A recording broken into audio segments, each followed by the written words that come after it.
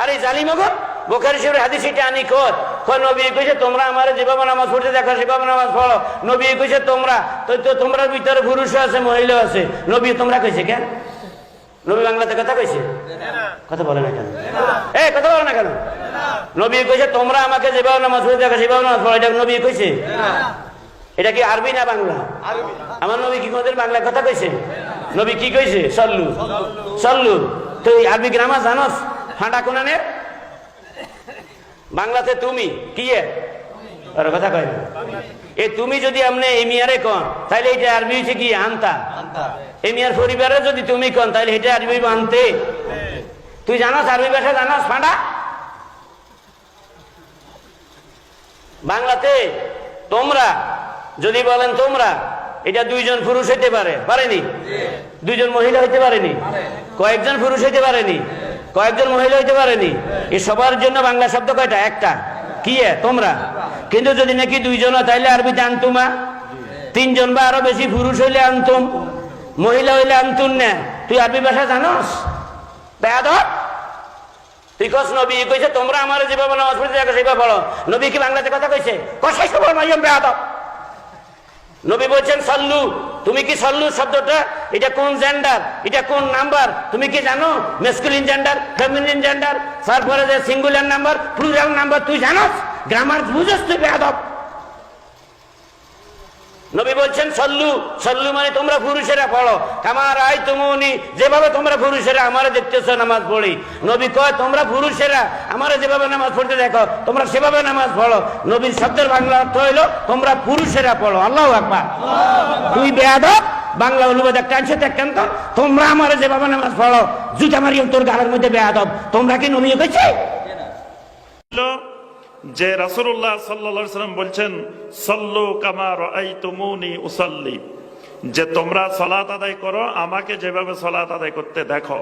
এখানে নবী সাল্লাল্লাহু আলাইহি ওয়াসাল্লাম নারী পুরুষ উভয়কে সম্বোধন করেছেন, সল্লু বলেছেন।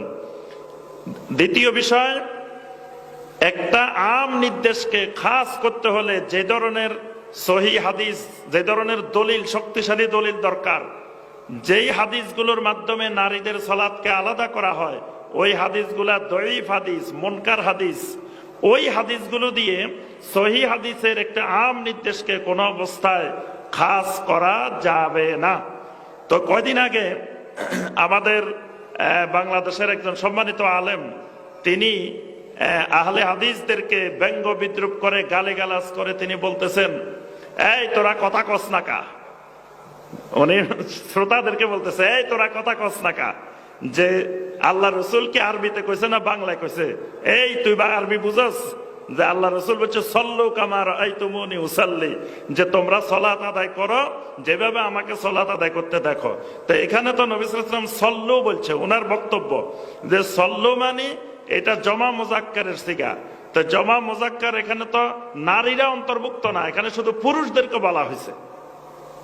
আমার মতো সালাত আদায় করো, এটা সল্লু বলছেন নবী সাল্লাল্লাহু আলাইহি ওয়াসাল্লাম। তো সল্লু হলো জমা মুজাক্কারের সিগা, এটা তো মুয়ান্নাস না, এখানে নারীদেরকে বলা হয় না, এখানে কিন্তু পুরুষদেরকে বলা হয়েছে। তো ওনার এই সূত্র, ওনার এই ফর্মুলা যদি আমরা মেনে নিই তাহলে তো নারীরা শরীয়তের কোনো বিধিবিধান আর পালন করার দরকার নেই।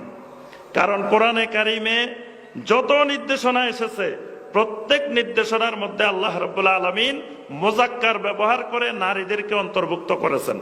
যেমন আল্লাহ পাক বলছেন ইয়া আইয়ুহাল্লাযীনা আমানু, আমানু মুজাক্কারের সিগা, এখানে নারীরা অন্তর্ভুক্ত। এখন যদি বলা হয় যে না এটা মুজাক্কারের সিগা শুধু পুরুষেরা, তাহলে তো কোরআনে যত জায়গায় ইয়া আইয়ুহাল্লাযীনা আমানু বলে সম্বোধন হয়েছে এখানে আর নারীরা অন্তর্ভুক্ত হবে না। তারপরে আকিমুস সালাহ, আকিমু তো জমা মুজাক্কারের সিগা, তাহলে নারীদের তো সালাতে দরকার নাই, কারণ আল্লাহ পাক পুরুষদেরকে বলছেন আকিমুস সালাহ, তোমরা সালাত কায়েম করো। ওয়া আতুজ যাকাত, যাকাত আদায় করো, পুরুষদেরকে বলছেন।